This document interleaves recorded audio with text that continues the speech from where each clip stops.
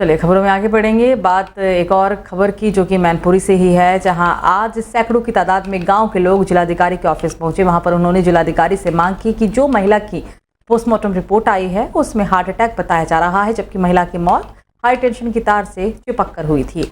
गाँव के लोगों ने ये भी आरोप लगाया है कि स्वास्थ्य विभाग और पुलिस विभाग पर भी गंभीर आरोप लगाए गए।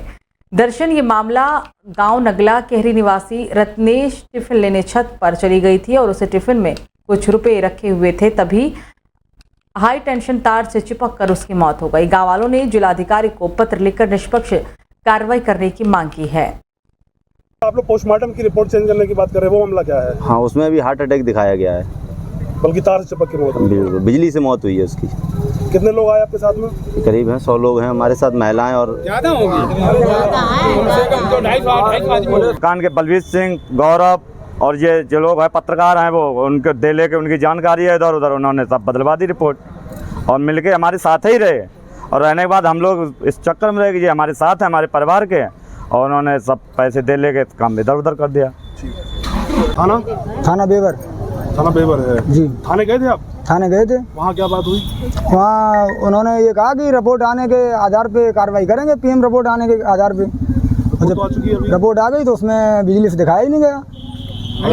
हाँ, कैसे नहीं दी उन लोगों ने।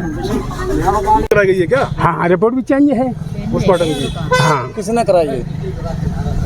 अभी तो जिनका मकान उन्होंने कराई होगी और गाँव वालों। बलवीर सिंह का मकान है और उनके नाती गौरव सिंह वो पत्रकार हैं। आप लोग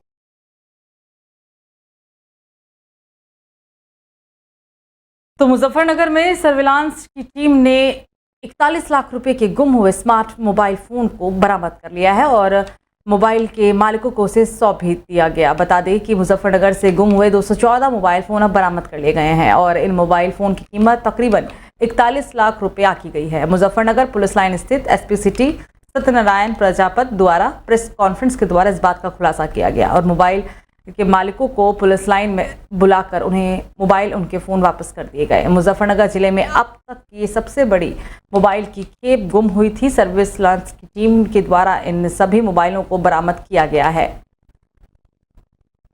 यहाँ पे भी जो खोया पाया सेल चल रही है, इसमें जिन लोगों में मोबाइल फ़ोन खो जाते हैं उनका ऑनलाइन और ऑफलाइन दोनों तरीके से आवेदन लिए जाते हैं और फिर जो हमारी टीम है सर्विलांस सेल की, वो इनको लगातार ट्रेस करती रहती है।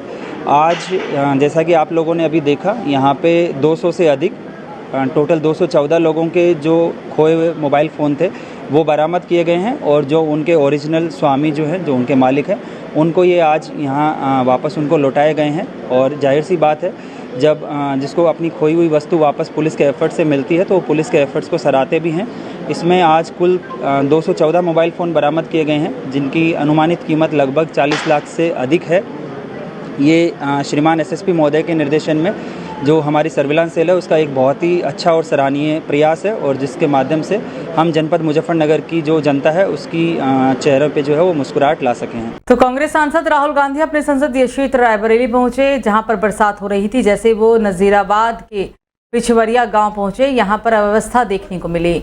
यहां पर गोली मारकर अर्जुन पासी की हत्या के बाद परिजन से वो मिलने के लिए आए थे। कच्चे घर में रह रहे मृतक के परिजनों ने राहुल गांधी से मुलाकात की। राहुल गांधी ने कहा कि यहां पर मौजूद लोग न्याय की मांग कर रहे हैं। दलित युवक की हत्या हो गई है, पूरा परिवार सदमे में है और सभी को धमकाया भी जा रहा है। यहाँ कोई कार्रवाई नहीं हुई, जो कि मास्टरमाइंड है।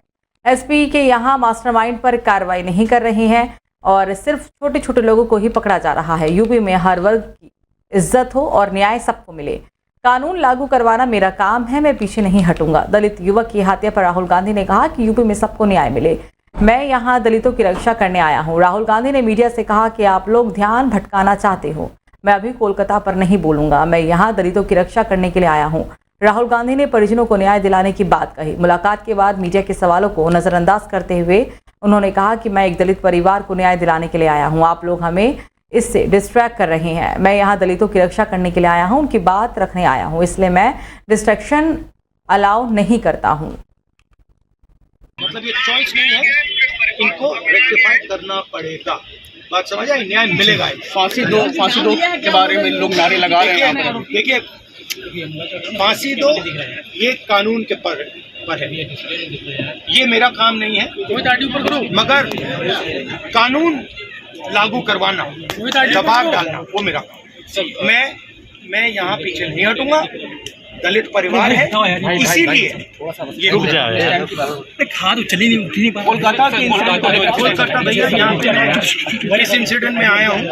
मैंने कलकत्ता के इंसिडेंट पे अपनी टिप्पणी करी है, अपने रखे हैं। यहाँ पे मैं डिस्ट्रैक्ट नहीं करना चाहता हूँ, इसलिए मैं यहाँ इनका मामला उठाने आया हूँ। सुप्रीम कोर्ट ने डॉक्टर से कहा है कि अपना प्रोटेस्ट करने हैं, एलओपी आप अपने लिए ले रहे हैं। सुप्रीम कोर्ट ने डॉक्टर से कहा अपना स्ट्राइक एंड करने एज एलओपी आप।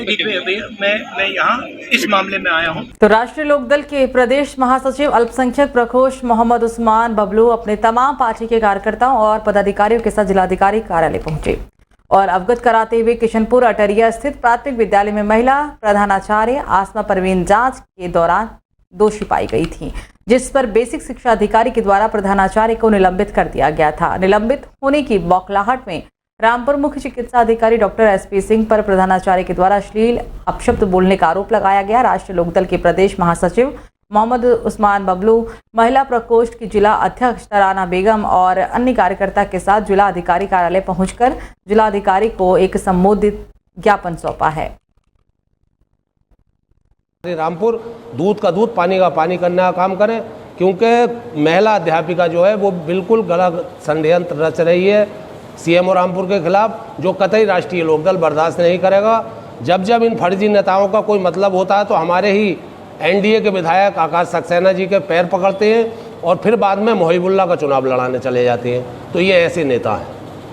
जो हम बिस्तरी वाला जो है तो गलत इल्ज़ाम है। ऐसा था कि जब वो चेक इन करने वहाँ पर उनके यहाँ गए तो उसमें थोड़ी कमी जो है वो पेपर वगैरह में कमी बेशी आई, तो उन्होंने सोचा कि लाओ अब हम क्या इल्ज़ाम लगाएं, कोई और तो इल्ज़ाम था नहीं, क्योंकि वो दुनिया के साथ सेवा करते हैं। अभी कोई भी है आप जाएंगे या मैं जाऊंगी तो सबसे पहले यही कहते हैं कि बताइए मुझे काम क्या है, तो वो तो दुनिया की मदद करते हैं, वो क्यों इसमें की हरकत करेंगे। 57 साल के हैं। आप खुद इस बात को सोचिए, क्योंकि जनता ये भी सोच सकती है, क्योंकि जनता नादान है, भोली है, मैं ये मानती हूँ। जिसके जो होता है उसी के साथ हो जाती है, क्योंकि मेरी जनता बहुत नादान भोली है, क्योंकि उसी कारण जो अच्छे लोग बुरे लोग होते हैं उसका फ़ायदा उठाने की कोशिश करते हैं। अच्छा, तो ये यहाँ पर ज्ञापन सौंपने के लिए आए हैं, तो क्या कहना चाहेंगे? जी, ये है कि सीएमओ को वो क्लीन चिट दी जाए जी। तो सहारनपुर में सोशल मीडिया पर अभद्र टिप्पणी करने और पुलिस लाइन स्थित वरिष्ठ पुलिस अधीक्षक कार्यालय के बाहर भड़काऊ बयान देने वाले 2 युवकों के खिलाफ मुकदमा दर्ज कर लिया गया है। वंदे मातरम एक चिंगारी ट्रस्ट के संस्थापक विजयकांत चौहान ने एक वर्ग विशेष को लेकर सोशल मीडिया पर अभद्र टिप्पणी की थी, जबकि भीम आर्मी के धरना प्रदर्शन में शामिल एक युवक ने एसएसपी कार्यालय के बाहर भड़काऊ भाषण दिया था।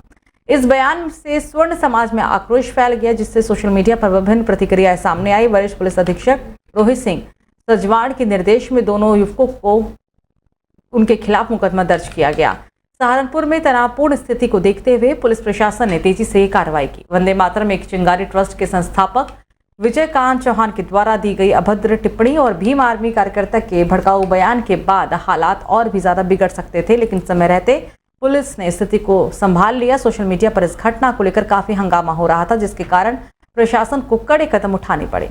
वरिष्ठ पुलिस अधीक्षक रोहित सिंह सजवाण ने बताया कि इस प्रकार की गतिविधियों को बर्दाश्त नहीं किया जाएगा और शांति व्यवस्था बनाए रखने के लिए सख्त कदम उठाए जाएंगे। दोनों आरोपियों के खिलाफ दर्ज किए गए मुकदमों से ये स्पष्ट है कि कानून व्यवस्था से खिलवाड़ करने वालों के खिलाफ कड़ी कार्रवाई होगी। पुलिस ने क्षेत्र में निगरानी बढ़ा दी है और सोशल मीडिया पर भी नजर रखी जा रही है ताकि इस प्रकार की घटनाएं फिर से ना हो। ये सोशल मीडिया के माध्यम से 2 प्रकरण सामने आए थे, जिसमें कि कुछ लोगों के द्वारा अभद्र अपशब्द और ऐसी भाषा का प्रयोग किया जा रहा था जो कि समाज में विद्वेष पैदा करती है। इन दोनों ही मामलों में मुकदमा पंजीकृत किया गया है और इन सभी के ऊपर विधिक कार्रवाई की जा रही है। और मेरे जनता से ये अपील है कि ऐसे किसी भी बयान और इस तरह के बयानबाजी से बचें, और अगर कोई ऐसा बयान देता है जो गलत है, जिससे समाज में एक विद्वेषपूर्ण संदेश जाता है, तो उसके उन सभी लोगों के खिलाफ इसमें कार्रवाई की जाएगी। तो कोलकाता की घटना के विरोध में सहारनपुर अधिवक्ता एसोसिएशन से जुड़े महिला अधिवक्ताओं के द्वारा प्रदर्शन कर रोष व्यक्त किया गया और घटना में शामिल दोषियों पर कड़ी से कड़ी कार्रवाई किए जाने की मांग भी की गई और मुख्यमंत्री को संबोधित एक ज्ञापन जिलाधिकारी को सौंपा गया है। सहारनपुर अधिवक्ता एसोसिएशन से जुड़ी महिला अधिवक्ता आज जिला कलेक्ट्रेट परिसर पहुंची। कोलकाता की घटना के विरोध में जमकर उन्होंने प्रदर्शन किया और नारेबाजी भी की। ज्ञापन में अवगत कराते हुए उन्होंने कहा कि पश्चिम बंगाल में एक महिला डॉक्टर के साथ हुए दर्दनाक हादसे को लेकर पूरा हिंदुस्तान विचलित है। महिलाओं के प्रति लगातार हो रहे जघन्य अपराधों को रोकने के लिए पुलिस प्रशासन अपनी भूमिका सही प्रकार से नहीं निभाता है, जिस कारण अपराधियों के हौसले बुलंद हो रहे हैं। हमारी मांग ये है कि महिलाओं के लिए जो कानून बनाया है वो कानून धरातल पे सिर्फ देखने के लिए है, उस पर इम्प्लीमेंट कुछ नहीं होता है। सिर्फ दिखाने के लिए कागजों में भरपाई करके रखते हैं कि महिलाओं के ये जो है कानून बना दिए गए हैं, लेकिन होता कुछ नहीं है धरातल पर। अगर फिर भी कार्रवाई नहीं होती है तो आगे क्या रहेगा? हम इस आंदोलन को करेंगे। अभी तो हम सिर्फ प्रोटेस्ट करने के लिए, सिर्फ ज्ञापन देने के लिए आए हैं। अगर ऐसा कुछ नहीं होगा तो हम धरना प्रदर्शन करेंगे, सब महिलाएं इकट्ठी होकर। आरोपी के खिलाफ कार्रवाई की मांग करते हैं, क्या चाहते हैं? हम फांसी के लिए कहते हैं। जो अपराधी पकड़ा गया है वो है, लेकिन जो नहीं पकड़े गए हैं, जैसे कहते हैं 14 से 15 अपराधी हैं, उनको पकड़ो और उनको फांसी दो। महिला हम ममता बनर्जी से यही कहना चाहेंगे कि सही से इन्वेस्टिगेशन कराइए, अपनी पुलिस पे सख्ती कीजिए, क्योंकि वो पुलिस का ही बंदा था जिसने किया है। पुलिस का कर्मचारी होते हुए जब लड़कियां वर्क प्लेस में ही सेफ नहीं है, फिर वो कहाँ सेफ होंगी? लड़कियां कहाँ जाएंगी? माँ बाप डरेंगे भेजने से कि हम अपने बच्चों को कैसे बाहर भेजें। 4 से 5 अपराध हो चुके।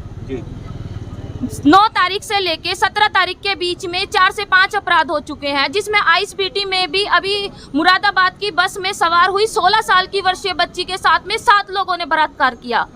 उसका जिम्मेदार कौन है? जबकि आज तक ये चीजें नहीं सुनी गई थी और लगातार तो कहाँ है सरकार हमारी? अगर वो इस चीज को नहीं कर सकते तो वो हमें